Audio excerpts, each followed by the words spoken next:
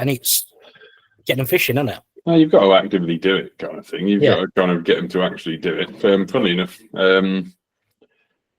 we're doing 2 days filming next week for our School of Fish. We're doing 2 days of filming kids' shorts, how-to guides, 60-second how-to guides for kids fishing. So essentially there'll be a 60-second video on how to use a disgorger, 60 seconds on how to tie a hook, things like that. Funnily enough, where's he gone? Just added someone who's one of my coaches. Don't know where he's gone. There he is. There we go. It's Martin. Here's one of the coaches, superstar angler. He's on mute, so he can't disagree.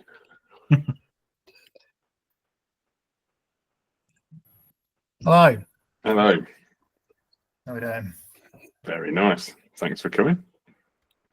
We'll give it a few minutes because there's quite a few people booked on, whether they decide to actually turn up or not, but there's no mad rush here, so we'll give them a little bit to join. Cool. Evening Duncan as well, who's joined us just now.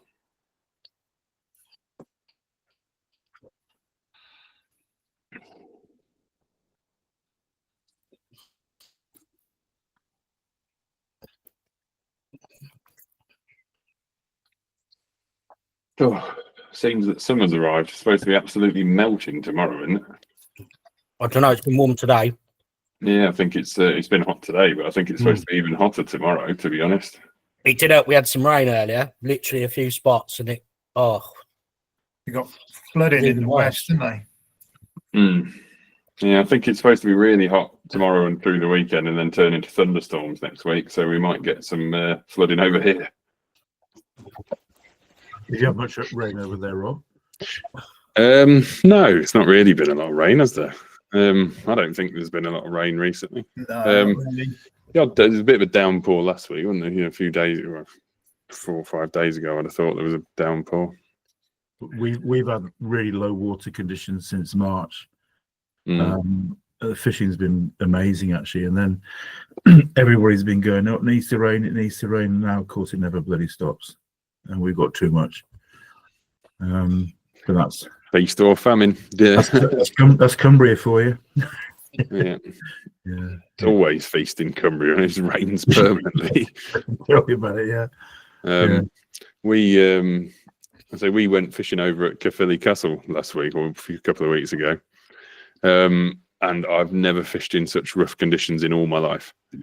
It was, I think, 45-mile-an-hour wind and torrential rain, and I've never fished in as rough weather. I thought my bivvy were going to take off. It was horrendous, and we went over for a bit of a social because Owain, who's our product manager, he's the treasurer over there. There was 3 of us went over for a bit of a social couple of days, and it was just ruined because you're just pinned in the bivvy. You just had to zip the door up and sit in the bivvy. So it was unfishable. It was like the sea. It was literally like the North Sea blowing across the lake. Ruined all the reels. We got the spod reels and that with braid on. You couldn't braid. It was knotting in the wind. I had to get 2 people. I had to get someone to hold the braid while marker sticks. You were on the marker sticks trying to wrap up. I had to get someone to hold on the end of it. It was just like, as soon as you tried to do it yourself, it was just looping into the air and just flying around everywhere. Never fished in such rough weather. I've done a lot of fishing. I've never been in like both wind and rain that heavy at the same time. As soon as you walked out the bivvy, you're just drenched. Yeah. So it wasn't particularly the most pleasant time that I've had fishing, to be honest. We'll give it 5 or so minutes just to see if anyone else fancies joining, and then we'll have a chat about river fishing. June the 16th. Surprised there's not more people here, to be honest. There's about 30-40 people just registered for tonight, but we'll see who manages to turn up. Sadly enough, I think it's poorly indicative of the state of river fishing, to be honest, because I feel like I think one of the major topics for me is that river fishing is like the also-ran of the angling world now. It's turned from being, I think, so much of angling and clubs and fisheries was river-based, and now it's like this really weird niche thing. Tackle shops. River angling doesn't move tackle shops in any way these days. They couldn't care less whether it's June the 16th. Unless you're on the Trent around Newark. Yeah, unless you're on the Trent at Newark and there's already 3 people bivvied up behind Peg 1. Yeah. You know, that they're bivvied up behind, bivvied up. But is that really river fishing? You know, it's like 10 pegs of a lake, really, and it's. I mean, at the risk of boring everybody else here, ours is completely opposite. Really? Yeah, at the end of March, when I'd got everybody sort of invited to the club that was on the waiting list, and all the issues with getting people sorted out, we were down to a waiting list of 20, and now it's up to 90. Really? It's great. Yeah. Great to hear some interest. It is, yeah, but I suppose we've got a very niche thing of wild trout, which is quite unusual. But it's to the extent where we're actually, it sounds a bit stupid, but almost quite worried about how we manage it in the future, because it's so popular. I know it's quite a niche thing compared to a lot of things, but it's completely opposite with us. And I think a lot of that's to do with the fact that salmon. I mean, funnily enough, I've talked recently. I mean, it's been very common knowledge in recent years that game fishing's been one of the hardest hit areas of angling. You know, the biggest decline due to, I mean, the impression that it's, you know, posh. You know, the impression of it as being posh and expensive and inaccessible, and it's hard to teach. You know, it's hard to teach fly. Yeah. You know, any other rod, you're always fishing. You know, anyone can drop sweet corn in the water. Yeah. You know, if you can't get a line out, you can't get a line out. You know, so you're not fly fishing. So it's famously, it's been the hardest hit by the decline in angling. But very recently, I think, has been a kind of fashionable return to game fishing. I think it's highlighted more. I think, to be honest, and this might be controversial, but I think predator game fishing, you know, fly fishing for big pike has done a lot for that. Places like, you know, Blagden and Chew, you know, all that kind of thing, you know, people get interested in the fly, and then they go trout fishing, and there's some excitement in kind of game fishing. And it's a really new kind of conversation, a really new argument. But I think there's been a transition there from, you know, game fishing's got a bit of a resurgence. River course fishing is dead. You know, river course fishing is so out of popularity. Martin, I don't know if you agree. It's one that I think is really difficult. I mean, just supporting what you said there, Andrew. The Gouache Fly Fishing Club has got its biggest waiting list it's had for years, possibly the longest waiting list it's ever had. Right. That's got a mix of small river, the gouache that is wild trout, and the welland which they stock. So a bit of a mix of both. But yeah, it's they expanded the membership, and it's still got its biggest waiting list. Yeah, so we say the concern. We're wondering about, as you get more pressure, the fishing gets more difficult because they're wild. As it gets more difficult, do we lose members? How do we pitch the price? We've got all sorts of things bouncing back and forwards in the committee about what do we do? We don't want to be seen to be standing still. We want to be sort of progressive and invite. We've got a free membership for juniors. We're doing a lot, but if you get a junior in that fishes for 2 or 3 seasons and catches next to nothing, are they going to walk away from it? I think we're in a very privileged position that we've got that interest, but we're very conscious as a committee that it can very quickly go the other way as well. It's very interesting is what you do with the interest. Now, there was a very national kind of highlight on that post-COVID. Now, during COVID, obviously, everyone went fishing. You know, literally everyone went. It was the only thing you could do. Massive rise in the sport, huge spike in rod license sales. And post-COVID, you know, from 2019 to 2021, that returned to exactly where it was before COVID. You know, so they were fishing. You know, there's no argument at all. These people went fishing, and it went like this and straight back down to exactly the same numbers as it was. So whether that was the transition, they all disappeared. I'm being very general, obviously, or a lot didn't go back, or, you know, whatever. The numbers wise, we did nothing with it. And for anyone that's watched my podcast with Martin Boulder, he spoke very specifically about it. He said, you know, as a sport, we failed with those people, you know, because we've been begging for years for a way to turn angling around. Horrific as it was, that was the time. You know, we got all of this massive spike in angling numbers to return to absolutely the same as we did beforehand. So as a general sport, we failed to do the right thing with those people, and we lost them all. It's one of those, really. I mean, when are people going to be satisfied? We asked for a bit more people in the sport, and we want more money in the sport. And as soon as they turned up, everyone went, "Who's all this lot?" Everyone was complaining, like, "Oh, who's all these people on my lake? Who's all these people down my river? I don't want this." So as a sport, we did. The numbers tell us we absolutely failed with COVID to kind of take advantage of the numbers that came into it. Obviously, we touched on the junior thing there. Junior game fishing is exceptionally difficult.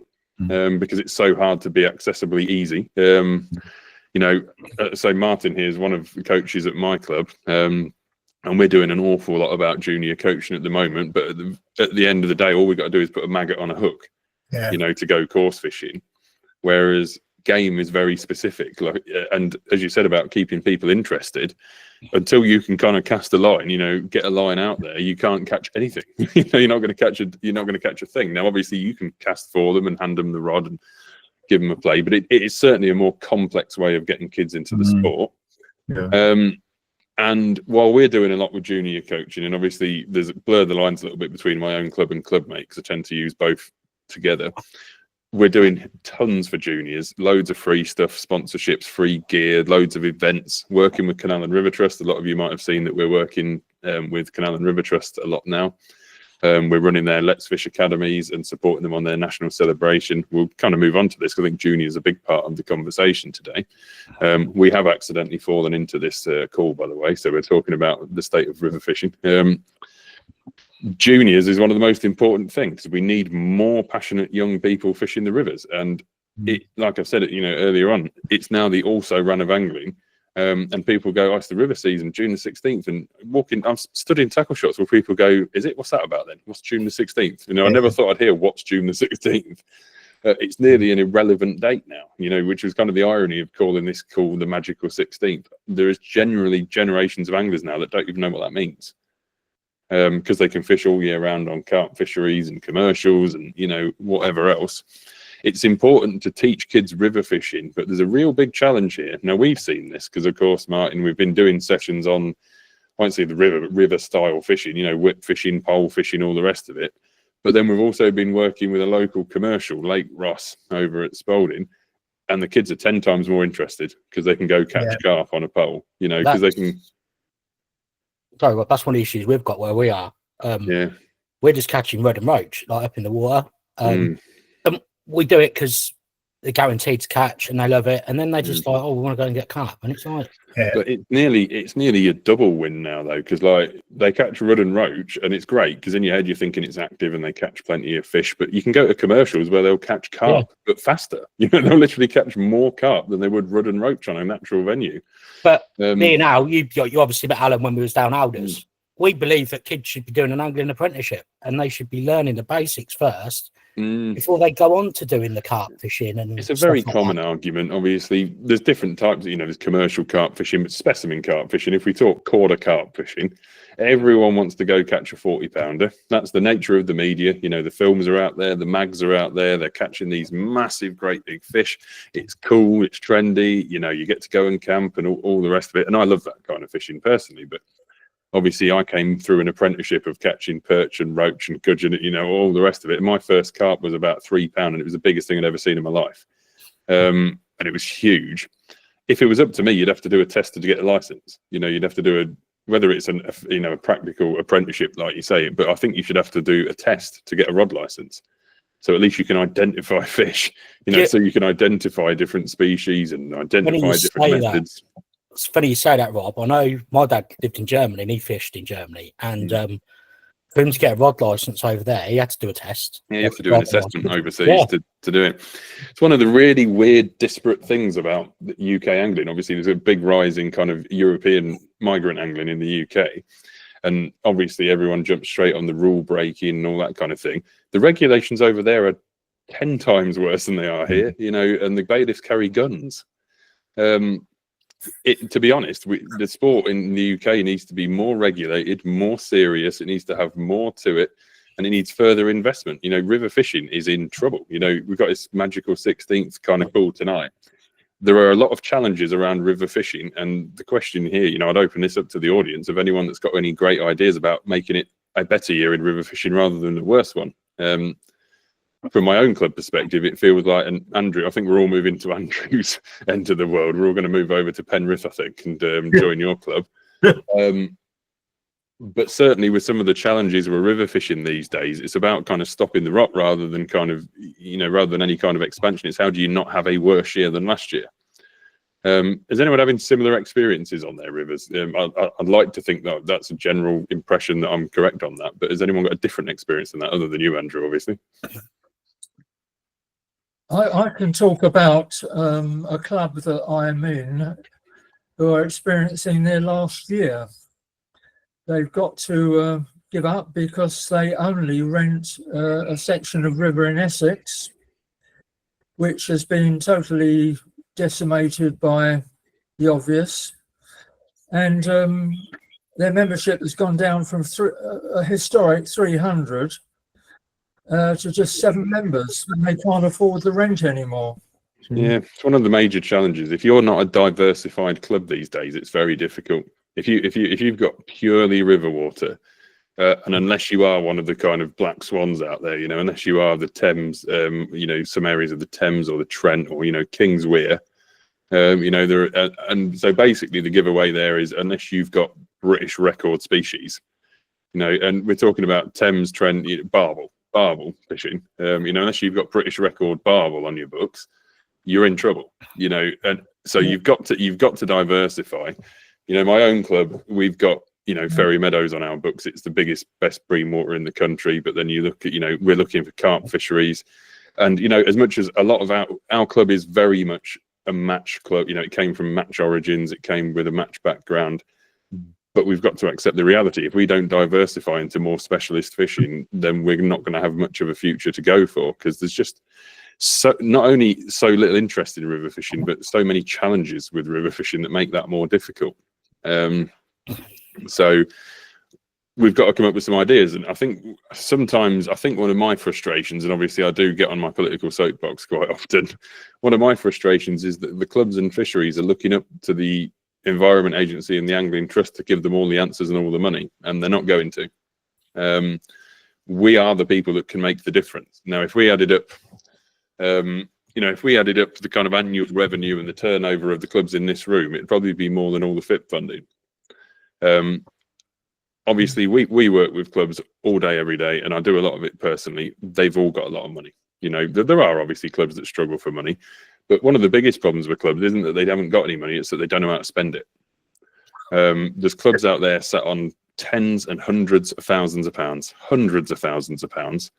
and they have no idea what to spend it on, and they always want to save it for a rainy day. There's this very kind of bizarre thought of let's save it for a rainy day, and we're talking hundreds of thousands of pounds, and they still have to kind of have a debate at the committee meeting if someone wants to buy a new calculator, and what we need to do is invest heavily now, and I spoke about this 2 years ago, I think, at the last Angling Trust Fisheries Forum, the last one they did in person, about clubs and fisheries using their own resources to, to help improve the sport, because the level of investment we're talking from the Angling Trust and the Environment Agency, and this isn't any criticism on them whatsoever, but the number is tiny.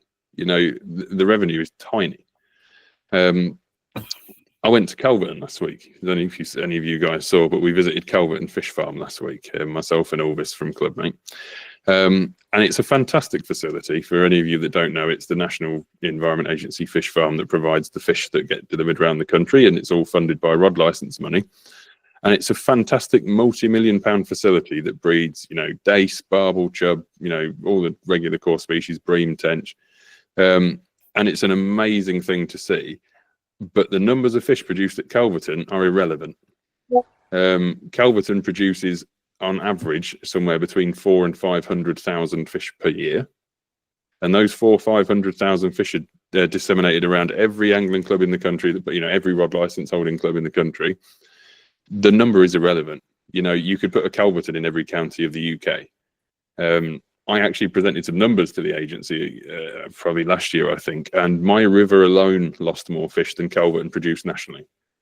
So while it's a great project, it's not going to change river fishing. And when I was there, I was kind of saddened at the same time. There was a really passionate young lad there, and I was kind of saddened to hear him say it. But he said, God, this is amazing. Like, where would rivers be without this place? And I just thought, it's a great sentiment. But I kind of said to him, in exactly the same place, mate. You know, if Calverton closed tomorrow, it would make no difference to rivers in the UK, because the amount of fish they're giving per club is nothing. Now this is going to very quickly move into a really obvious conversation in river fishing, but we had about 8,000 skimmers from Calverton 2 years ago now, I think, and I watched cormorants eat them within the space of a week. We literally sat there, netted them out, put them in, and watched cormorants with about 8 at the time started eating them. Literally followed them around and started eating them. By the next day, there were 12. And by the day after that, there were 15 cormorants. And after that, there were no skimmers left. So that was our annual input from Calverton Fish Farm, and I watched them all get eaten within the space of a week. So great initiative. But what it should be doing is being that kind of cherry on the cake of encouraging clubs to buy more fish, you know, to fund the fish farms and buy more fish. So that leads us directly into the really obvious one, you know, predation, which is a really big part of the river conversation. I know we've got James on the phone tonight. Give us a shout, James. Hi guys. He's James. Yeah, is my camera's master. not working. For some reason. We'll have to make do without your handsome face tonight, James. But James is our resident cormorant expert. Shall we call him? So how are you getting on, James? Give us a bit of an update. Update. Okay, so currently, I had to do a bit of research, but there's actually been no research on fish to do the cormorant study in the first place. So I'm doing a pilot study this month to use the devices that I've been given for free. And then once I get the data for that, I'm up to you guys and get that sorted. Yeah, should be fun. I mean, this is still a really exciting project that James is involved in, doing a study in acoustic deterrence specifically designed to deter cormorants from feeding. It doesn't actually scare cormorants away as such as it kind of stops them from feeding when they submerge their heads underwater. Now, there's a lot of research going into this. And on one of our previous calls, loads of you guys, loads of the clubs have volunteered their services in terms of offering their venues for testing. And as I've said to James previously, if this guy can come up with essentially an anti-cormorant ray, he's going to be very wealthy very quickly, because we will all pay him a lot of money very quickly. But of course, cormorants aren't the only problem. So we might as well, you cannot have this conversation about the magical 16th without talking about the challenges of predation. Of course, cormorants are one of the biggest ones. Otters are always up there on the agenda when it comes to predation. Locally, we've got the seal issue. If anyone's read this week's Angling Times, you'll have seen an article from us about seals, because we've currently got a series of seals resident in our river.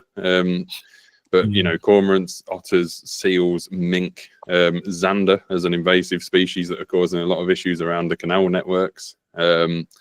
Invasive plants, you know, invasive species and predation are very impactful on the success of river fishing. And one of the reasons that, you know, river fishing is the also-ran of the angling world. Because the rivers are just in such a state of deterioration, other than, again, those really special rivers, you know, and they are big rivers, you know, big, massive bodies of water where, you know, are not as affected by predation. We're talking about the Thames and the Trent. Other rivers, certainly from my opinion, and certainly from the people I speak to, and probably the people on this call, are in a state of decline at a rapid rate. In terms of their success and viability.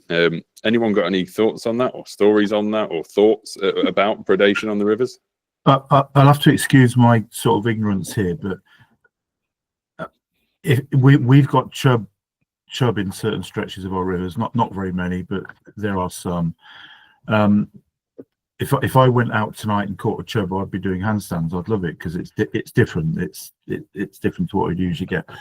Is the lack of sort of interest in like roach and chub and rudd and things, is that because they're not there, or is it because they're not there because they're getting predated, or are people just not as interested in as they were because of the big carp and everything? Or It's hard to say. I mean, like I said, barbel have been one of the biggest kind of success stories of the last 10, 15 years. You know, barbel fishing is exciting and it's sporty. It's very game style course fishing. They're, you know, the fighting fish of the river.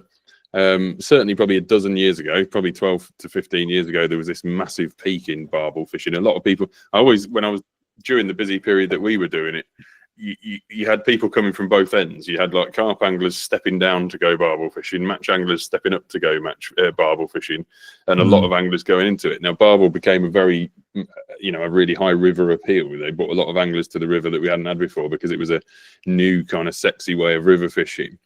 I just think there's, whatever the reason is, the appeal of stick float fishing, the appeal of, you know, float fishing on the rivers and quiver tipping on the rivers has just dropped off. Again, Martin, you've done lots of this. You've got any thoughts about it? Yeah, certainly. I think personally, one of the biggest problems I see is that it's just not as comfortable. There's, you know, I live near Peterborough. Within the range of Peterborough, with a bit of effort, you can catch barbel to double feeder to, you know, mid doubles, big chub. The rudd fishing is fantastic in the fens, but the problem with it is there's not someone where you park your car that tells you which swim to go and sit in, and you've got to walk rough angling, nettles and reeds and things. And most people nowadays, if they've got a choice of that or sitting at a carp lake where they're guaranteed, you know, a commercial versus that, you know, the rudd fishing's fantastic as an example. But you've got to work for it. Most people nowadays don't want to do that in their spare time. Yeah, we're talking £3, £4 rudd. You know, we're talking some proper big fish. I think the problem is these days as well is, like, especially on the match scene, we take so much kit with us that we don't need. Yeah. You need barriers, don't you? And people are happy to just barrier it out of the van and walk 10 yards to the peg rather than. It's become the nature of the sport, and especially, you know, once you've added kind of you know, buzzers and alarms to river fishing as well, and then it was overnight river fishing and bed chairs and bivvies and stoves and you know all the rest of it. Certainly, it's one of the issues, and I think Martin's dead right. You know, I think again, I'm sure we'll come back to the other topics, the challenges. It's and again, if we're combining this with predation and pollution, it's too far for not good enough. You know, is the problem. And there is some fantastic fishing, like Martin said, but there are also areas of the river where it cannot compare to £200 of carp or a new PB or you know whatever it might well be. They just don't pull hard enough. And it's so accessible. And like Martin said, in our area, Nene Valley is obviously famous for its fishing of all kinds. You know, you can nearly walk in any direction and fall in a lake. Certainly where we are around kind of Cambridgeshire, Lincolnshire, there's so much water in terms of species, you know, lakes, rivers, commercials, you know, all sorts. And the river fishing is just not exciting enough. You know, you can't park behind your peg and then have a party and also catch a new PB and also catch, you know, hundreds of pounds of bream and, you know, whatever else. The river's just not exciting enough for them anymore. And it doesn't match the media. You know, it doesn't match what you can see in the media, which makes it very challenging.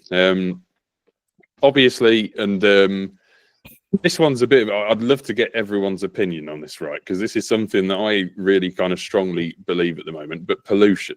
So pollution is the big publicity piece these days.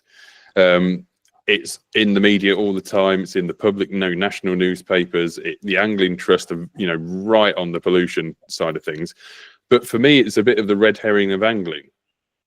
And this is something I'm kind of personally a bit passionate about. And I think it diverts so much from the real issues because pollution is the easy win. And this is what I'd like everyone's opinion on. Pollution is so easy to criticize because the whole of the public will support you on it.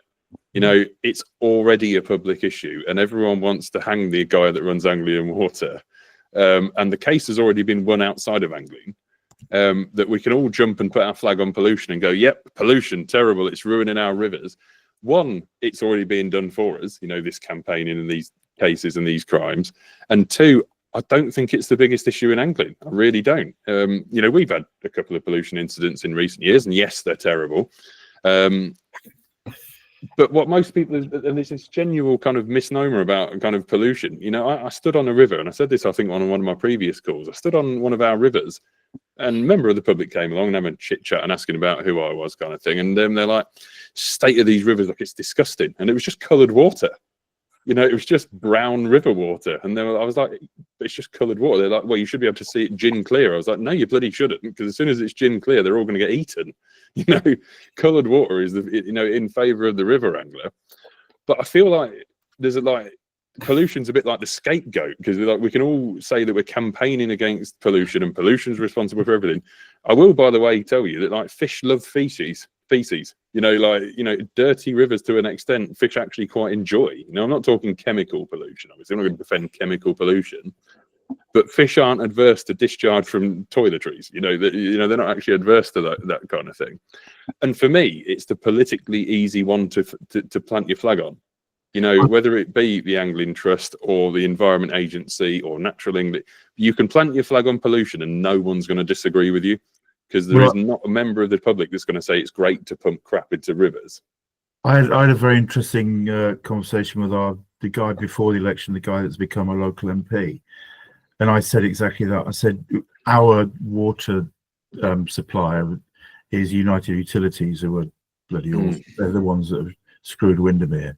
But I said to him that if you attack United Utilities or you attack the water providers, it's a very easy target for a politician. Why aren't you going for the farmers? Oh, the farmers are doing nothing wrong. I said, yeah, they are. They're putting slurry in the river, whatever.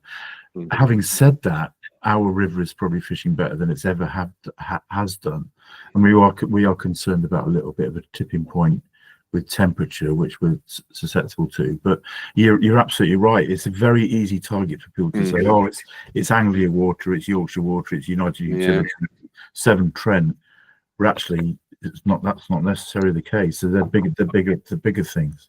I mean, please, I really do want other people to just give me their opinion on this, because for me, it makes me a little bit angry sometimes, because it's just such a political get out, because everyone can plant their flag on blaming Anglian water. It's so easy, and every single member of the public will agree with you, because it's terrible.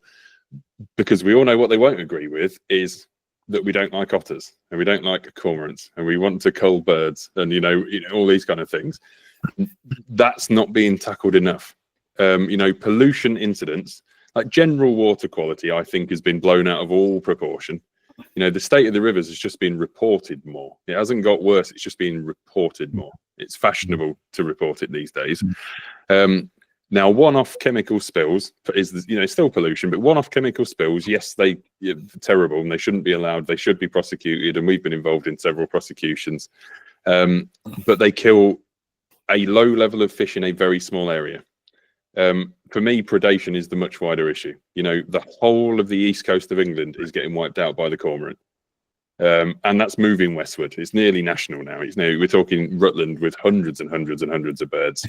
Our lake with 100 cormorants over winter. And these are predating near 100% yearly of brood, the fry stock. Once they get beyond fry size to kind of cormorant size, the cormorant is eating nearly 100% of them over vast swathes of the country year in, year out. But it's a lot more politically delicate, because it's harder to talk about, and because it involves culling something, and because it involves managing a fluffy, animal or a bird, or it's kind of misdirection. It's like political misdirection. And I mean, from the kind of politicians in general, but also from the angling politicians, it's political misdirection to go, look, pollution, we've prosecuted someone. Please ignore all these birds and fluffy mammals that are eating all of your fish, but we've definitely prosecuted someone for pollution, which, by the way, we didn't prosecute. We just support the guys that did, which had nothing to do with angling. Any thoughts? I'm going to open that up to thoughts, so I have to climb down off the soapbox occasionally. So, well, I remember when I must have been 18, 19, probably younger than that. But I remember when John Wilson put the article in the Angling Times about it. Cormorants. Yeah, he said, cormorants would be the death of the rivers. Yeah, and the backlash he got because he put that on there, because he said we should just be shooting them, and the backlash he got. And look at it now; it's just got out of hand. And obviously with the predation, it's not just that. I don't know if you have a massive problem with the Azola at your end, Rob. Not as bad, no. But where we are, you can't even get on the river because it's full of Azola. And obviously, because our club's joined to the river, it comes straight in, and it's like. Even if you wanted to fish the river, there's so much weed and Azola, it's unfishable in places. I think, like, to be honest, and feel free, anyone, if you're bored, you don't have to sit and listen to it all, but you can bounce between issue to issue to issue to issue, because then you come on to climate change. Now, a good friend of mine at the Environment Agency said to me the last time I saw him, he said, the biggest issue in England is climate change. More than pollution, more than predation, more than anything else, it's climate change. Now, the people that heard him, again, thought that was the easy answer. Now, this is a guy I really do trust very much. I'm really passionate about the sport. But the general audience that didn't know him, their kind of answer is, well, that's easy. Just blame the sun. If the Environment Agency wants to offload its responsibility, blame the sun, because no one can stop you there. But he's not also far wrong, because the general slight increase in temperature every year, the warmer, milder winters have led to less die-off in weed. Venues are becoming so choked in weed that leads to oxygen crashes in the summer. Low water levels, obviously, as Andrew mentioned there, low water levels are really causing a lot of problems.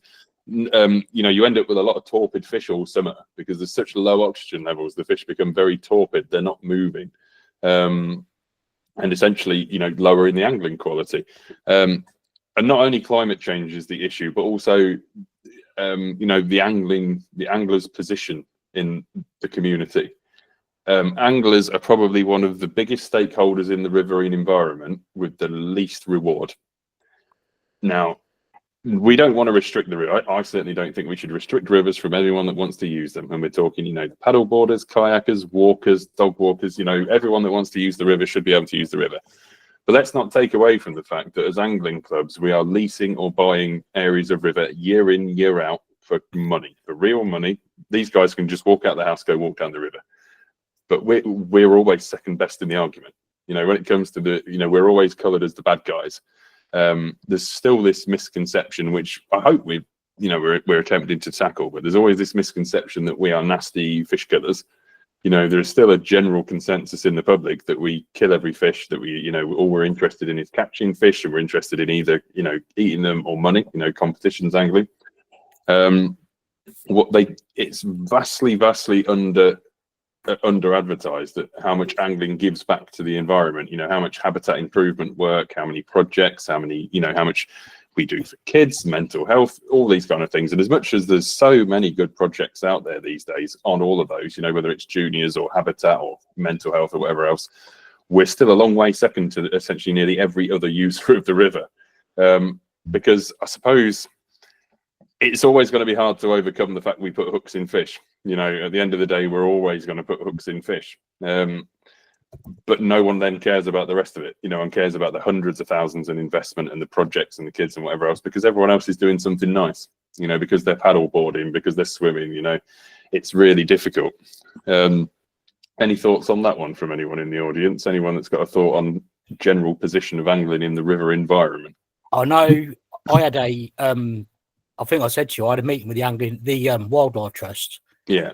At Western Lakes, didn't I? I said to you about it. And we must have been with this lady there for about 2 or 3 hours. I think she does Cambridge, so she does your area as well. And she actually come out of it thinking totally different, like outlook when we said what we do with habitat, predation, everything like that. She just thought, she went in with an open mind, and she said people in the Wildlife Trust need to know what anglers do, because the perception is you litter, you make mess, you'll cut trees down to make swims or whatever, and it's like actually it's totally the other way around. It's horrific. I've had this conversation so many times. I've spoken not just members of the public, but Wildlife Trust councillors, absolutely everyone. If you've had time to speak to every single one of them one-to-one, you would win. If you came out, you would come out with every single one of them with a positive, outlook on angling. But you can't do that, obviously. We can't speak to 50 million people. I think what would be great, what we really need is a celebrity. What we need is one of those massive celebrities to really get this upswelling of viral support for angling and highlight exactly what you did.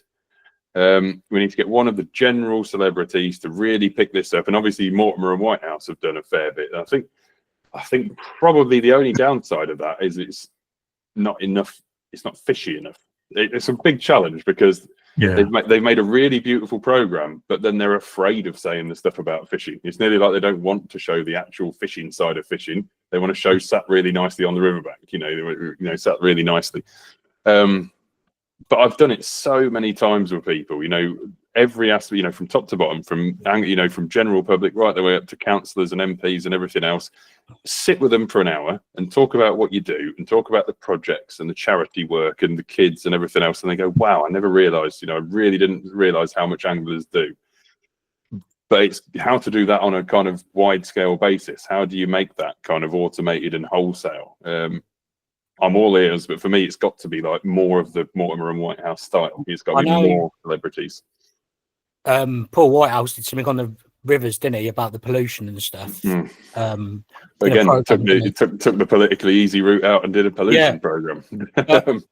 It's like we all know the challenges, and I don't think us all being here can change the rivers. It needs everybody to change it. The EA, the Angling Trust, the Wildlife Trust, everybody, because we can't, and this is what I said about the pollution stuff and all that, we can't do something when it needs to be done as a collective with loads of different people doing it. One person can't make a change in this. It's got to be absolutely everyone. It's got to be top to bottom in the sport. There's got to be the appetite to change river fishing. My genuine opinion, and this is only an opinion, by the way, is that river fishing will die unless something changes. And it will become it will be just a few people pottering around who are still free to fish the river if they want to. And the only way that it's going to get dragged forward is if we stick it on to some, carp fishing. If we stick it on and, because it's good, because it should be done, and because it's like, respecting the history of the sport, if, the rest of the sport says, right, we're going to, drag river fishing with us and make it sexy again, and do something about it.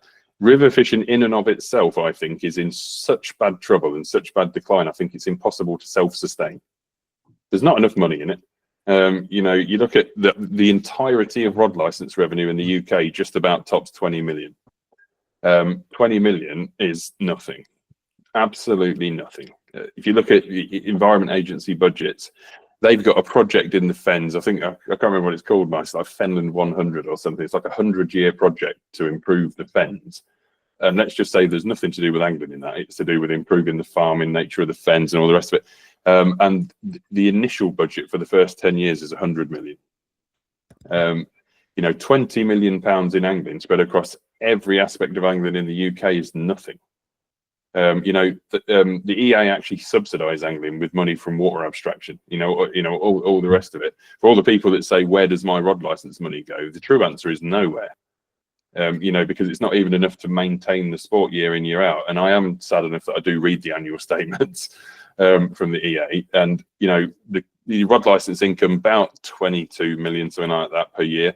The actual outgoings, the actual expenditure of the EA fisheries each year is usually slightly more than that, 23, 24, 25 million, because it's been subsidized from other areas of the EA just to maintain the sport. So for people who say, where's my rod license money go? Not far enough. Funnily enough, I've got to renew mine on Monday, because I always do mine on June the 16th, vintage guy that I am. But I would double it. If it was up to me, the first thing I would do from an angling point of view is double the cost of a rod license. Yeah. We had quite an interesting situation a couple of weeks ago, talking about climate change and everything else. We were checking the river temperature in several places every day, and it was bouncing around between sort of 16, 17, 18, 19 degrees. Now, the advice we got was, when it hits 20 degrees, stop fishing, because trout at that stage, if you catch them, they're probably not going to recover, and at 20 degrees, trout are struggling, which is a worry for the future anyway. And I was quite adamant that if we did that, it would be a good thing to make quite a thing of it, that actually we'd stopped, that it's not sustainable, that for the good of the environment, we were going to stop fishing. And there was a bit of kickback from the committee, not very much. And it was going to be one of those things where, hey, we're not going to be popular, but it's probably worth it in the long run. And then it pissed it down on the Friday night, and we were sort of saved that problem. But I think certainly in our side of the sport, we need to be much more proactive about what we do when we stop, and we need to try and publicize the good parts of it, that we Again, one of the game challenges, obviously, you are taking the fish. You know, you literally are. Not unlike coarse fishing, there is a lot of. Well, in our effect, very, very few people do. We can do, but very few people do. Our rivers are like the salmon are total catch and release, but there is that issue. But I actually think it would have done us quite a lot of good to say, actually, before we did, to say no, we're stopping. For the good of the environment, it's time to stop, and we need, certainly our side of it needs to be more proactive in what we do. I mean, I had this conversation about fish welfare, not just talking about what you're talking about, but from like a match fishing perspective. Now, I might get shot for this, right? But match angling is going to destroy us. You know, the standard of fish welfare in match fishing is horrendous. On the average general whole, it's the worst aspect of angling because it's commoditized. Because there's money involved. These fish are just a commodity. You know, we can all look at pictures on social media. Match anglers are mistreating fish. They're on the gravel. They're on the floor. They're being held by the gills. You know, terrible welfare standards. I mean, in some areas of the country, they're still using those mesh baskets to weigh the damn things on. It's like putting fish in a cheese grater. Publicly, I would say that's probably one of the most damaging areas of the sport. You know, if the kind of the fox hunting brigade looked at angling, they'd say, "What is this?" You know, no way. Whereas you look at the specimen side of the sport, and downsides though it might have, carp fishing, barbel fishing, things like that. From a welfare point of view, they've covered it. You know, mats, nets, slings, antiseptic sprays, all the rest of it. The one thing and we've had a lot of stick, as Martin will know from my club. We've got some of the most stringent welfare rules in match fishing. You're not allowed to weigh a fish that is not on an unhooking mat. You know, even if it's a gudgeon, a roach, if it's on the bank, it's on a mat. Fish are, catch limits, keep net bans for pleasure fishing, limits on keep nets in matches. And we've got a lot of grief for it. And obviously trying to roll this out across anglers that have no recognition of welfare whatsoever. And you get the prods on it and they're like, what are you bothered for? We stick hooks in the mouth. If you're that bothered, take up another sport. And the way I've always put it to people is and as I said earlier, there is no way for us to get around the fact that we put hooks in their mouth, but I want every other part of that fish's journey to be the most comfortable thing it can. I love fish. And someone, I can't remember who said this. Someone said that, I catch fish to celebrate them. I want to catch that fish, take it out of the water, celebrate its life and put it back again. It's not just about hooking them. I want to celebrate this thing. I want to, look at it and celebrate it and put it back as soon as possible. Now that might not be true for everyone, but it certainly is the way I feel. And I do feel like we can do everything apart from the hook part we can do to make those fish's life better. And I'd like to think that in a utopian world, we're here to leave a net gain, a net gain in stock, a net gain in the amount of fish and the welfare and everything else. Because there's also the impression that just whether you're taking them home or not, but the act of fishing reduces fish stocks, which to be honest is nonsense. If it wasn't for angling and fisheries and clubs, the rivers would be empty now. They'd already be empty, I think, if it weren't for projects, stuff like the Avon Roach project and things such as that. Anyone else got anything to add on this? Rob, I've sat and listened to you and others in this conversation, and just to sort of give a little bit of hope, because it's all been quite doomy gloomy to me. I, for my sins, am the secretary of a club that fishes the River Severn, arguably one of the better stretches of it that's downstream from Shrewsbury. It's actually got some nice curvy bends and a lot of fish holding points. Point one, on the subject of predation, our riparian owner has been extremely active with his stretches of the river and his tenant farmers, and encouraged them all to go and get a license to kill these birds within the law. And what tends to happen, and I don't know whether James would have any further comment on this, but we found very quickly that these birds are not stupid. Once a couple of them get shot, they all clear off. They move, yeah. Yeah, and it's good because it seems to have done the trick. And I'm touching wood when I say this. We haven't had a cormorant problem for ages. What we do now have, interestingly, is a goosander. Yeah, goosander problem. Yeah. And that's a different kettle of fish, if you excuse the pun. But it's nowhere near as bad as it was with the cormorants. Our club is actually doing really well. I'm having to restrict membership on our water because so many people want to come and fish it because they're fed up fishing the carp puddles, which is good news. We had this great resurgence, to be fair. There has been, I don't mean like in the last year or so, but certainly in the last 10 plus years, there was this massive resurgence in river fishing. The conscious part for me is we had this resurgence because people were fed up with that commercial wave through the 90s and 2000s. And they got bored of, hook a duck commercial fishing, came back to the rivers. My concern, I don't want to sound like it's all negative, but there is a lot of challenges out there. But my concern is that there's a resurgence because we're in a bubble no one sees. There is this widening hole of issues on rivers that people don't yet see. And our club's growing. Our club's grown 10 years consecutively. But yeah, I mean, go ahead, Bernie. Yeah, I was just really going to mention a couple of other things that you've talked about. I totally agree that the sport does need an ambassador somewhere in the sort of magnitude of the likes of. Have anybody watched Robbie Cummings on these canal programs where he chugs around on his boat up and down? Yeah, I've seen it. He chugs up and down on his canal boat, doesn't he? And stops off at places. And he's done an absolute brilliant job for the likes of the canals in general and boating in particular. And there's a lot of the anti-brigade out there that are really against boats on canals, destroying all the wildlife and so on and so forth. We've seen them all. And just to cast the net back to when I was actually competing at the World Championships for Scotland, I hasten to add, because I lived there at the time, in 1982 on the River Avon. If anybody else can think back that far. And that World Championships, there were a whole army of the anti-brigade that came round offering people cheese samples that had got hooks in them. Jesus. Really?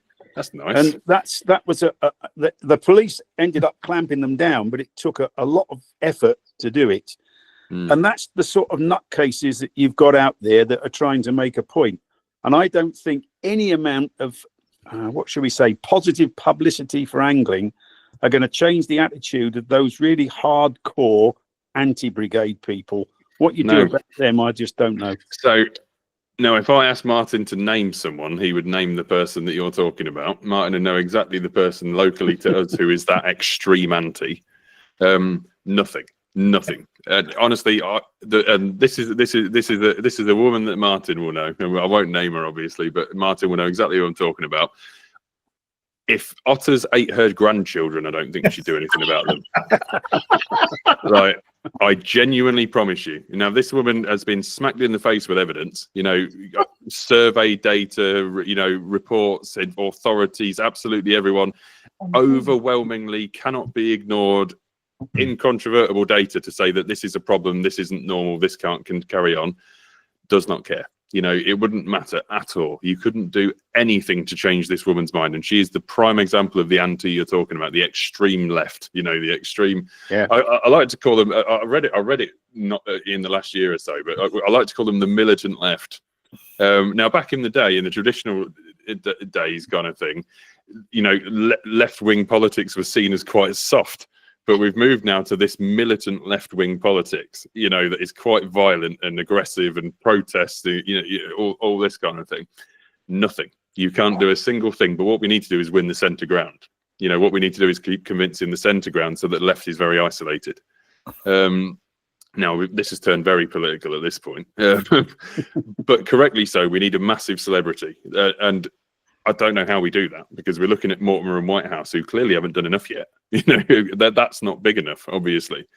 Now, we've got some great relationships. I did a podcast with Will Millard, who did the year with the tribe, and he's done his first day fishing. Now, Will's a BBC presenter. Will's done some great documentaries. Not big enough.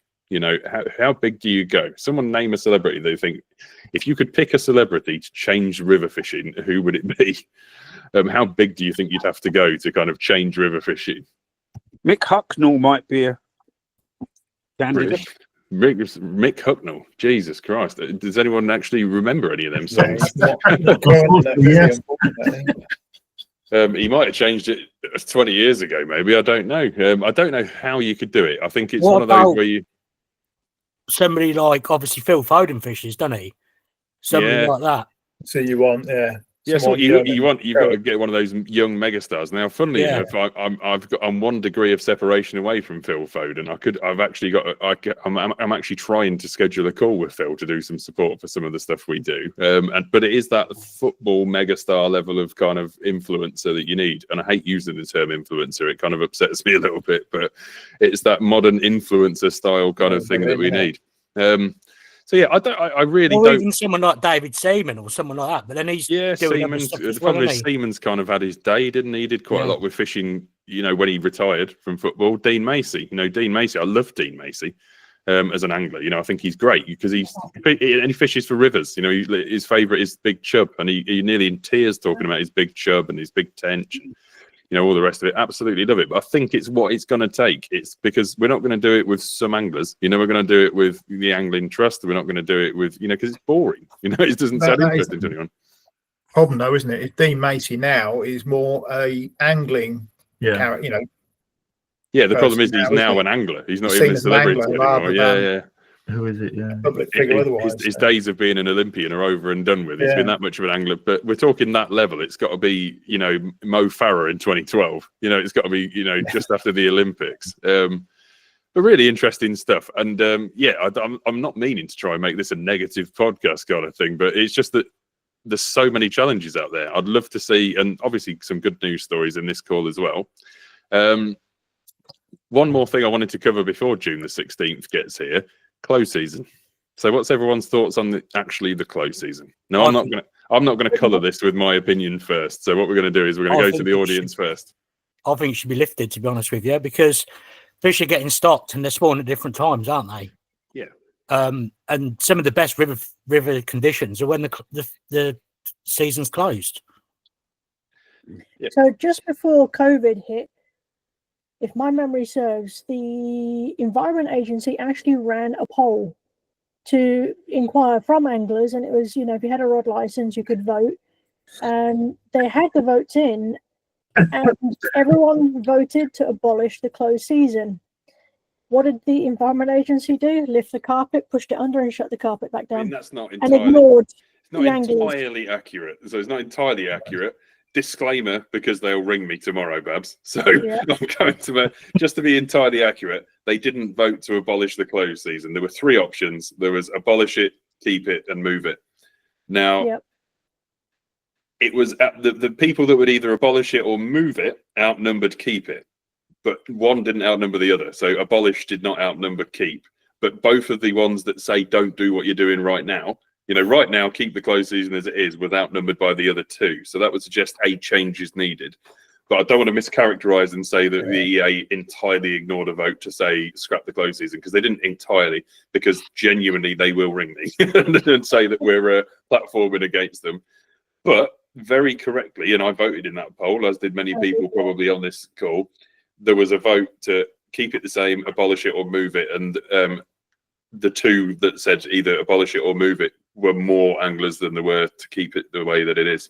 So let's have a few more opinions in the room. Obviously, Craig's told us that he'd like to kind of abolish it. Anyone else? Keep it as it is.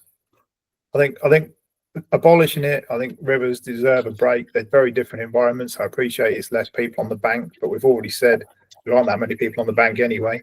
Moving it, that's a lottery as well, isn't it? I would still argue that the majority of river fish breed in what is the closed season now.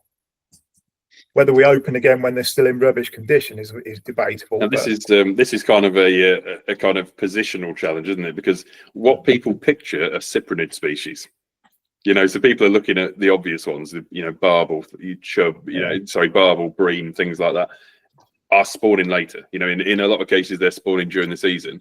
Your predators, your pike, your perch, dace, grayling. Yeah, dace, grayling, they're all spawned well done, Yeah, but they're not. The only problem with those, Martin, is that in and of themselves, things like dace, there isn't really such a thing as a dace angler. It's not anyone's primary species. We're talking tertiary species as such. Where there is no great campaign for the dace anglers or whatever the other species, grayling. No one really specifically is a grayling angler. It's something people do, for seasonally, but Whereas there are carp anglers, there are barbel anglers, there are, trout anglers, they get wholesale representation by groups, which is terrible. We should be representing all of them. So yeah, Martin, obviously you'd like to keep the season, mostly I think to protect the banks more than anything, and it does enclose a lot of spawning. Any other thoughts? But we're in a complete mess about this because we can fish for trout from the 15th of March to the 30th of September. We can fish for grayling from 16th of June all the way through to the 14th of March. Yeah. So you can fish for every day of the year, which I think is wrong. So you can have people wading in the river during trout spawning time, and you can have people wading in the river fishing for trout during grayling spawning time. And they spawn in pretty much the same places. And I'm sort of fighting. There's no way around that really, because if you say you can't fish for trout in April and May, probably the best 2 months of the year, but I'm sort of fighting, certainly in our club, that we close it for a bit, that we close it for a couple of months, whether that's January, February, halfway through February till March. I just think 12 months a year is too much. Too much, and I know we're slightly different to the 60 to what you do, but it's I just think to be able to fish 365 days a year is wrong. Most coarse species, particularly the silvers, will trigger a spawning cycle when within 48 hours there's a 3 degrees Fahrenheit rise in water temperature. Right. Now that can mean that some species, particularly dace, are prone to this. Might spawn 2 or 3 times a year. It's not something that is controlled by calendars. It's controlled by natural instincts.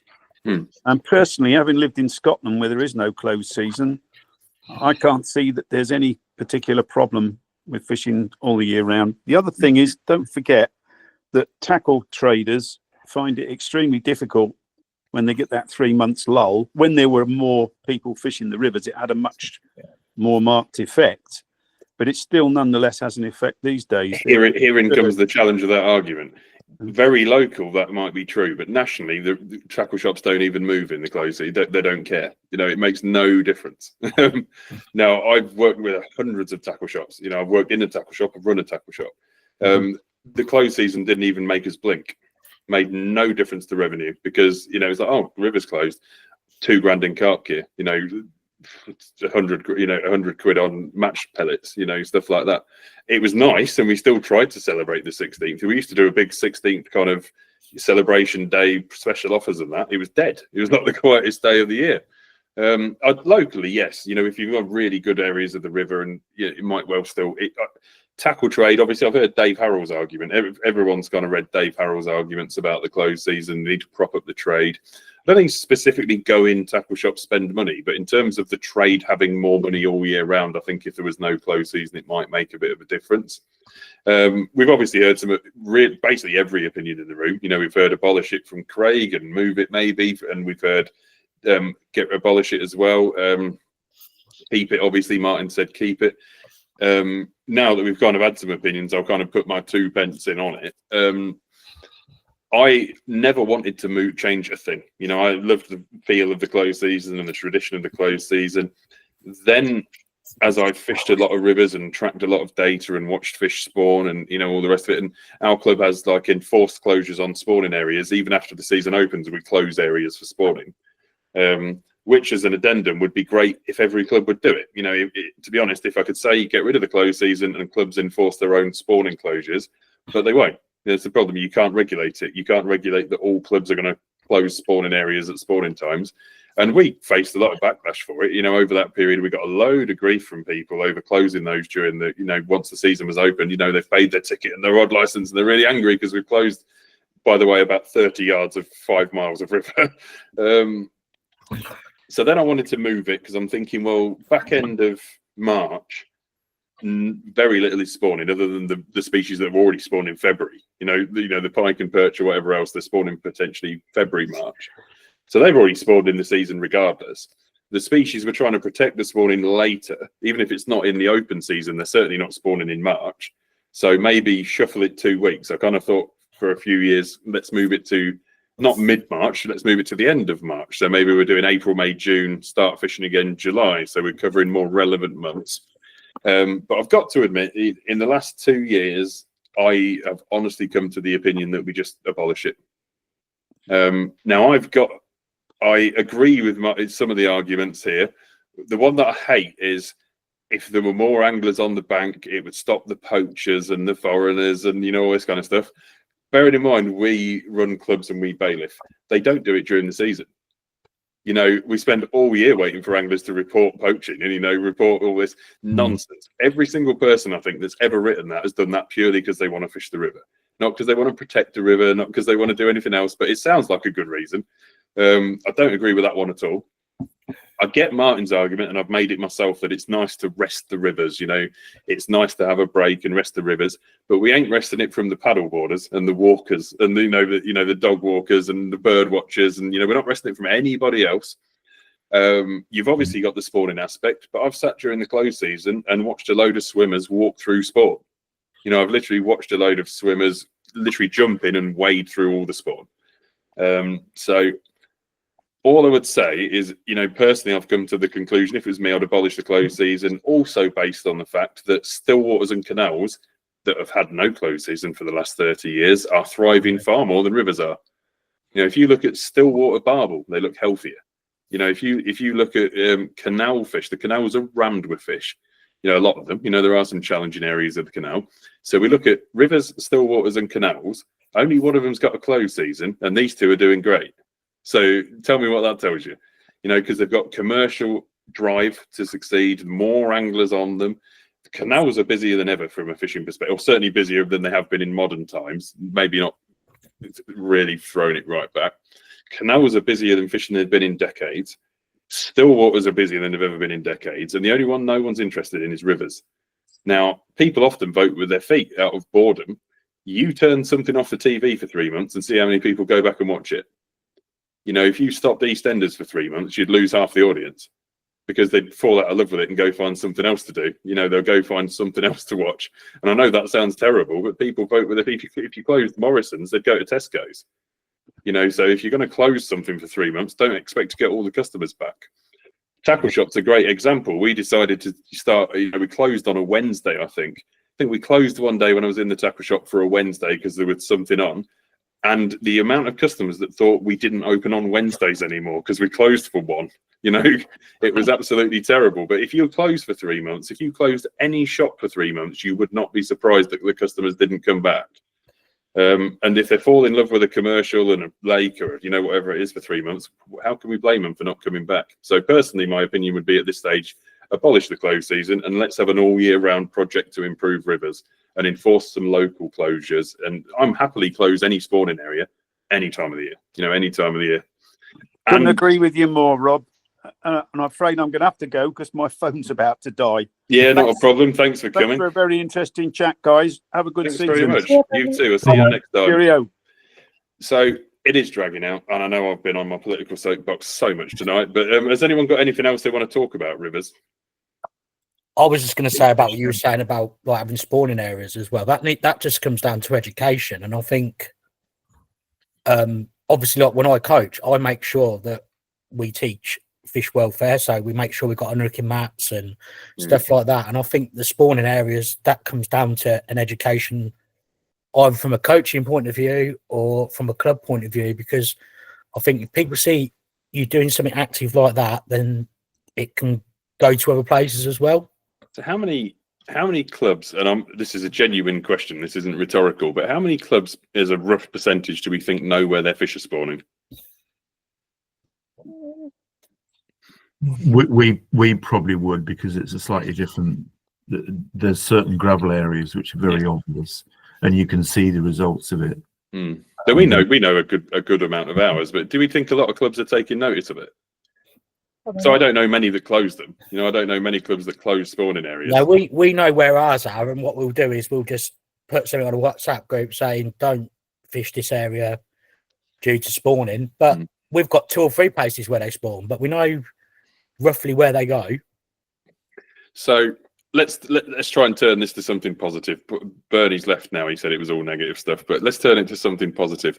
What is going to be good about river fishing this year? Someone throw out some ideas about what's going to be good this year in river fishing.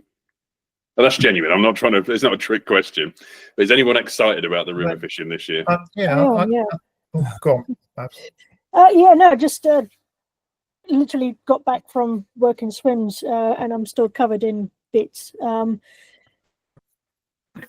Mainly for me, it's just access to the water, because obviously I've got the kayak now, and just learning more about my river stretch. I mean, I learned a hell of a lot fishing from the kayak last year. So when people were saying, how deep is it? Are there snags? Where's this? Where's that? I was able to tell them. So again, just adding even more to that. In fact, I found a sunken barrel cutting a swim yesterday. It was a brand new swim, and I'd never seen it because I had the glasses. Oh, there's a barrel down there. Okay, I need to tell people there's a snag in there. But just getting to know the river even better, and now I've got a new means of doing it. I'm sort of looking forward to that part of it. Problem is, that's not kind of, and that's great. I'm not saying that's not great, but that's not wholesale kind of doable, is it? We can't get the whole sport to get a kayak. If they do, I'm quitting, to be honest. No, that's fine. I mean, in my membership, because we allow kayaks, float tubes, and even boat fishing, well over half of my membership have got something that floats. So, like I said, we're a bit of an odd club when it comes to things like that. But yeah, no. So the information I find is good to pass on.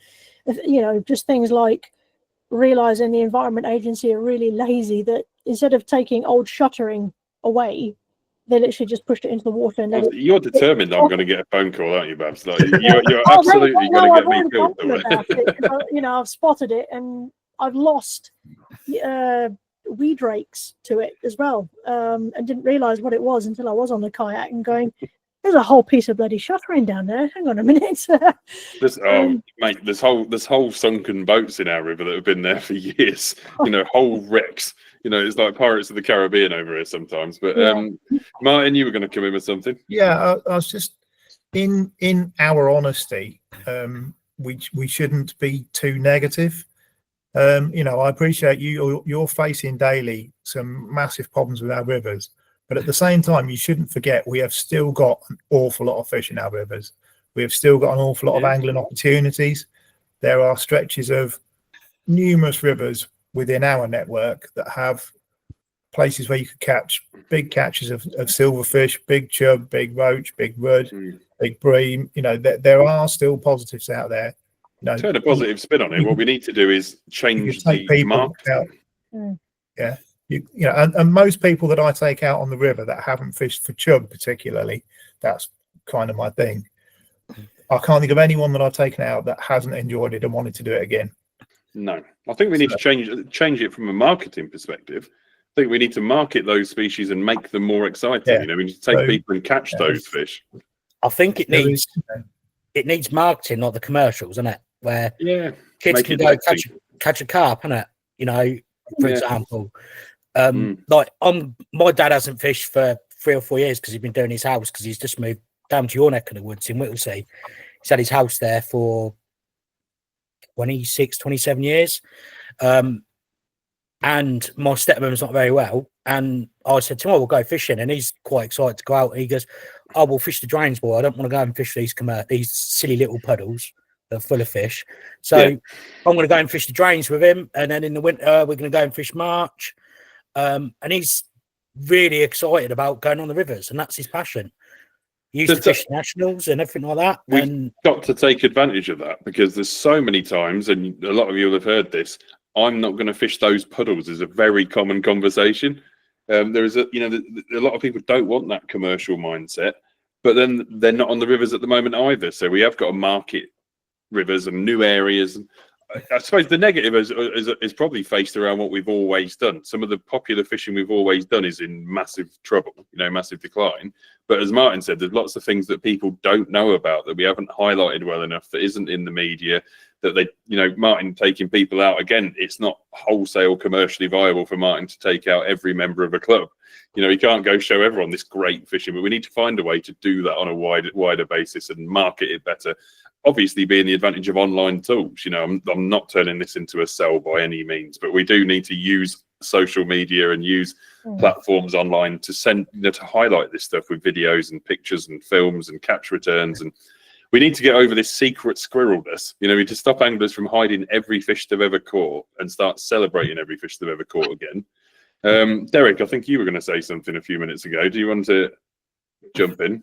No, my local river to where I'm sitting now is called the Crouch in Essex. You've heard of Burnham on Crouch, I'm sure. Yeah. It's a very, very short river and is really fed by rainwater. That's all. It's not much polluted, but it goes into an estuary and then eventually the sea, not very far away from here, 3 miles at the best. And we've had a seal come up in our local park. Yeah. Literally. But I can go down the town now. It's getting dark, okay.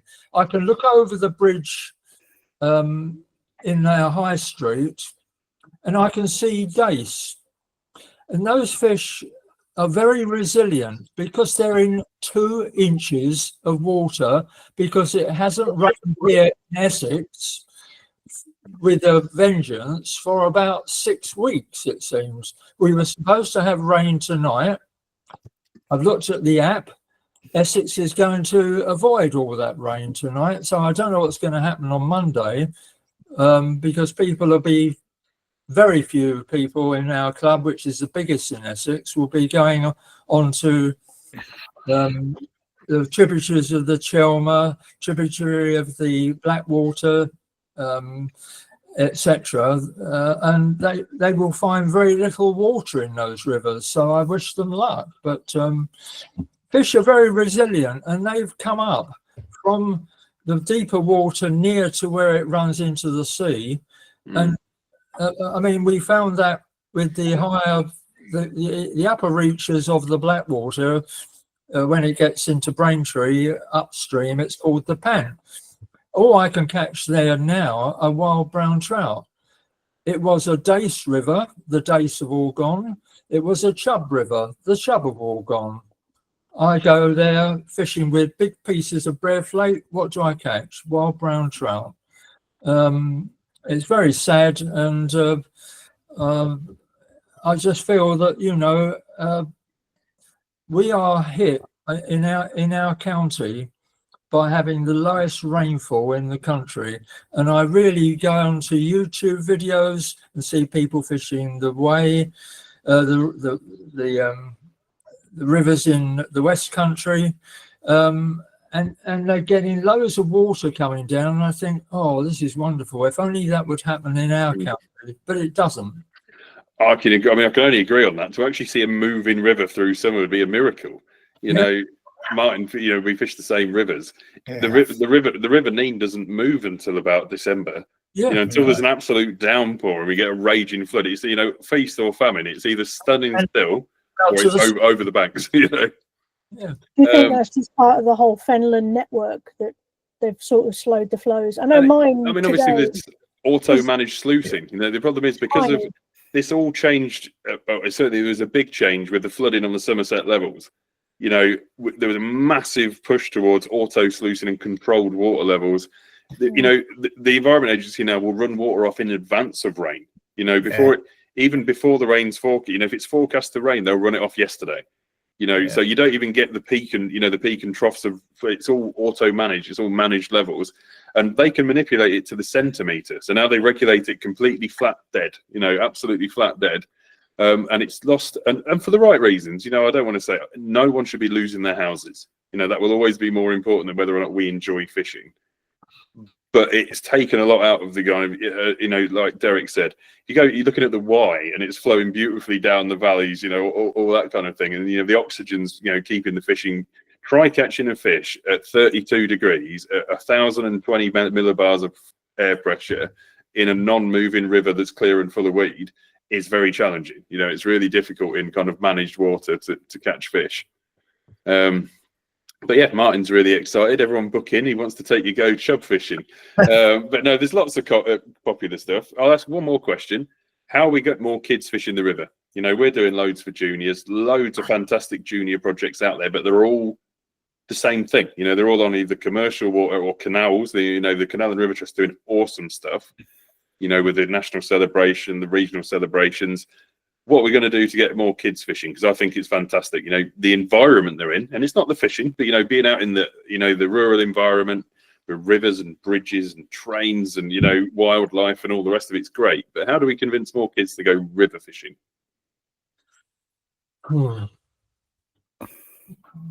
I think for us, got you. I think for us, the secret is to try and, which I'm going to try and do in the next year or two, is to try and strike up an agreement with a local small lake or something where youngsters can actually go and catch something. Because I think that's the most important thing for us. If you took a youngster down to the Eden tonight or tomorrow or Saturday or our other rivers, they would really struggle. They need to go and learn the basics, and they need to go and catch something which would sort of hopefully ignite that this is worth doing. That's what we hope to do. Again, we're a slightly different thing because, as you said earlier, the technicalities are quite tricky.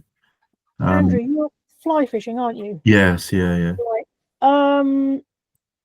I'm going to send you some details because I've got I'm a fly fishing club too. But I take a lot of pages out of the Norfolk and Suffolk Fly Fishers Society, who run what's called Try the Fly.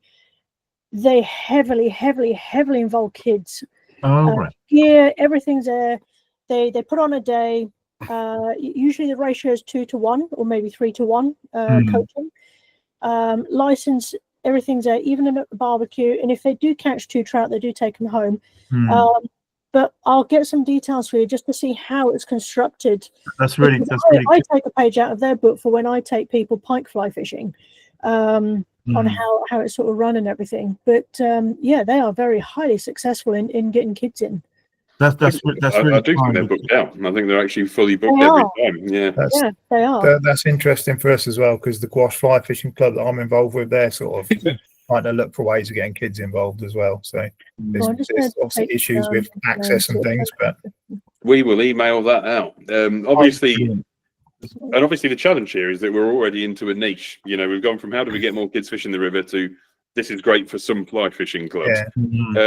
The course fishing one, and Martin, I'm really interested in your idea on this because obviously you've been the campaigner for the greatness of rivers on this call. How do we make them excited enough by what you do? You know, if you took a kid, not an adult, you know, an adult has got a bit of patience and some time and an expectation. If you took a kid down the river today and went chub fishing, do you think you would excite them enough to carry on? Well, you don't. It's going to be a kid by kid basis, but the fact that chub fishing, particularly in the summer, is a very visual, active thing, I can't see why not. If you could show someone a big fish that at that point was something that was just a great thing in the river, to get from that to watching it take bread off the top, say, and then it be something in your hands, you know. And the problem is, person, that's, and like I say, it's not a trick question again, but the problem with it is how scalable it is. You know, because Des Taylor wrote an article on this, and then I spoke to him about it directly. You know, he said that we should get rid of all this whip fishing stuff, you know, because we're doing, you know, 50, 60 kids with whips.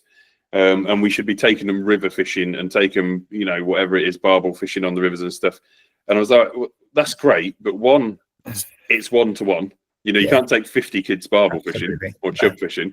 You can't insure them. You know, you can't have them breaking ankles over the rocks. He said you should take them hill climbing and fishing up the, you know, all this kind of stuff. That's great till the first one breaks their ankle and we get the whole sport banned.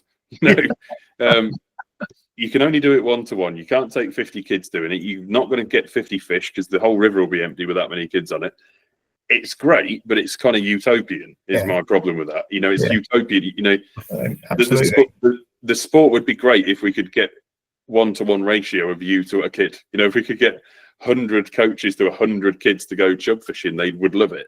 You know, and chub fishing in summer is visual. You know, surface fishing, poppers on the surface. You know, all kinds of really visual ways of doing that. But it's just the scalability of it. Exactly. And I suppose we couldn't agree more. Yeah. I mean, I suppose, and I know I kind of go on about it, but I suppose I'm jaded by kind of being so politically involved in angling, you know, because I spend so much time dealing with the big problems, you know, talking about the big problems. Now, I get your kind of 1-to-1 excitement with kids, but all I'm thinking already is the scalability. You know, I'm thinking I mean, that's obviously that's an on the spot response to the question. One thing we did, Rob, when I did the mental health awareness week, I did the open day for 2 days. We had a kid, he's done some stuff with us since last year. He's 10 years old, he's got ADHD. When he's with his mum, he always plays up. And there was a pike in the swim. So I gave him my polarized glasses and he put them on and he was fixated by that fish. Yeah. And then we took him over to the bridge because there was about 1,000 little fish there. And he went over, put the glass on, he was fixated by it. So one idea that I think we could with rivers is taking kids down to the river and getting them to spot chub, barbel, pike, all those kind of fish. They get excited by looking at them. I think we need to do some more of that kind of, again, this is outreaching into the community. It's some more of this discovery den type stuff. You know, there's loads of schools going to country parks, you know, all sorts of stuff doing this discovery den outdoors stuff, but not enough of it to do with fish. But this involves, again, we come back to these are clubs who don't have the modern mindset to redo that. You know, you need the club to reach out to the schools and the club to reach out to the community to say, we can do this, we can take kids down the river, we can put activities on. I'm trying to get into the schools with it and it's so hard because obviously budgets and stuff like that. So I'm literally thinking, have I got to write some sort of lesson or something that can be used across the whole? Schools is great, you know, and again, talking about scalable, it's not 1-to-1 if we take a class of kids with polarized lenses, but it's a great idea because spotting those fish obviously will lead to, you know, catching those fish, hopefully, you know, invite all those kids to a coaching session and have their first fish and catch their first fish. Absolutely great. Any more river topics? Anyone want to throw another? I know we've gone on for quite a while, but I want everyone to be able to kind of give us their opinion. Anyone else got anything to say on the rivers this year? For another meeting, perhaps 50 years ago, when we first moved into this house where I'm sitting, with the River Crouch 100 yards away, we would go over to the local park and watch elver runs. There's another subject for you. Those fish went 4 miles upstream and found their way into one of the lakes that I'm still is our major carp fishery. It's got 40 pounders in it. It's also got near 10 pounds, but my members won't thank me for saying what they are. Those fish are 50 years old. And if it's got near 10-pound eels in it, I'm coming. It's a great, well, one's been caught at 9.5, but we know there must be bigger ones in there, and they're very old fish, aren't they? Martin, let's go. Yeah, when are we going? Yeah, when are we going? Yeah. You know, I mean, a 10-pound eel is like it's not even a fish of one lifetime. You know, it's a fish of most of this country's lifetime. You know, again, let's harken back to you know, I met the eel man, Steve Pitts. You know, I filmed with Steve Pitts, the eel man. If anyone remembers, he passed away last year, and I will talk about him relentlessly. I felt like I met this guy just in the year before he died, who they called him the eel man, and he'd fished for eels all of his life, and he caught a 10-pound eel essentially a year before he died, which felt a bit fate, to be honest. And now I've never been so mesmerized by an angler in my life, and I hate eels. You know, I'm not really an eel guy, but I love specimens. You know, I'm just a specimen angler. Now, I've never been so mesmerised by a single angler. And the first time I met Steve, I was literally sat with Martin Bowler. Now, Martin Bowler is one of the biggest names in fishing. You know, everyone knows him. And that's what he was. It was like fishing with your best mate. You know, fishing with Martin was just like chatting with somebody. Steve Pitts was like this illusionary character. Like, it didn't seem real. You know, just talking to him, it didn't feel like he was like you. You know, it felt like an otherworldly character. Now, that guy would fish a venue for 5 years to catch an eel that size. You know, if you've got a 9-pound eel in your lake, and I'm not lying, the guy said that he would give a venue 5 years for one bite. But do you know what happened was that I was over there talking to carp anglers. What have you caught? I've caught a 30-pounder. I've caught a 35-pounder. Just as I was going, after a half an hour chat with this guy, oh, by the way, the other night, etc., etc., and suddenly, just as a throwaway comment, he says, I caught this eel on a boilie, of course, and it was 9 pounds 5 ounces. And I thought to myself, dove, what can you say about that? That's insane. My main worry at the time, because I was one of the founder members of the British Ichthyological Society, which disbanded in the 1960s, I think, was that our carp anglers at that water going to throw any eels they catch of whatever size in the bushes. It was a worry. I mean, a 9 pound 5 eel, the exact figure you said there, that is the rarest fish that's probably ever been caught in Billericay. Yeah. You know, that's probably the rarest fish that will ever get caught. But, you know, a 10 pound eel is the fish of many lifetimes. Right. Even a 9 pound eel is decades and decades old. The boilie brigade, you know.